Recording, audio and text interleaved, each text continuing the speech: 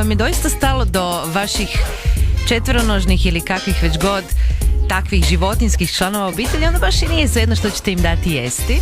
Ja svome znam vrlo često i kuhati, piceka, jako voli piceka i jako voli rižicu, ali već postoje proizvodi koji su, igrom slučaja i kod mene u studiju, koji su navodno najzdraviji, pripremljeni baš za životinje i navodno fini. Neki su ih probali. Jeste li vi probali pseću hranu? Pa probao jesam, pa uredno svako malo gricne nešto od sutka kaj mu kupi keksiće, frolike i te gluposti.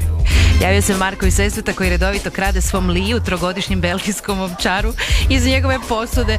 To radiš po skrivečki, Marko, ili kako? Pa nije, dijelimo bez problema, malo on, malo ja. Ne znam kaj bude, pa nije da mogu da mu jedem iz posudice, kad se šećemo tu i tamo bacim malo njemu, malo sebi, šta?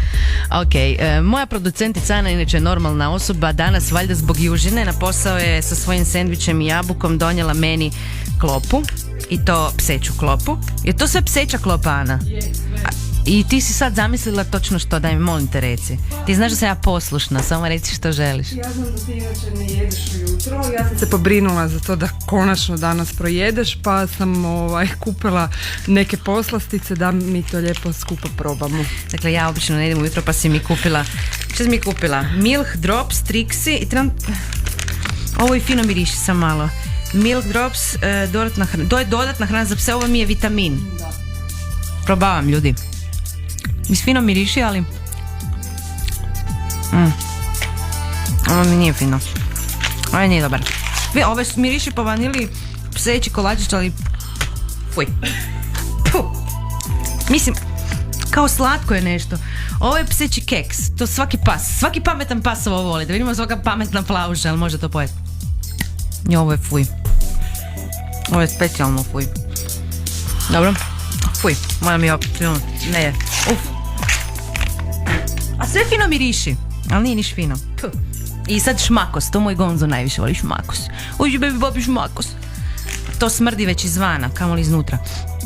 Joj, fuj, što ovo smrdi. A ko jede pseću hranu? Daj mi reci da upoznam te ljude, ovo je stvarno strašno. Jedan američki znanstvenik, nutricionist. Što je rekao američki znanstvenik? Daj mi to reci. Frar je živio na psećoj hrani mjesec dana i kaže da je ta hrana puno zdravija od ove naše ljudske. Živ je zdrav i normalno sad jede, ali živi i može ponosno reći jeo sam pseću hranu mjesec dana. Ponosno? Da. Ovo je odvratno.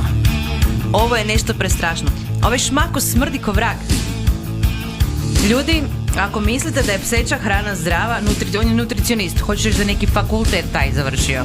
2, 3. Probala pseću hranu? Odvratno. Ne znam, hoćete li vi to probati kod kuće? Ne znam zašto biste. Ja jesam za sve vas. Idem, mogu povratiti sad ili? Može. Mogu. Ali ne ide još 3 za redom, kako ćete izgurati do kraja? Pozdrav svim kućnim ljubimcima, papigama i svima ostalima. Ovo je Antena Zagreb.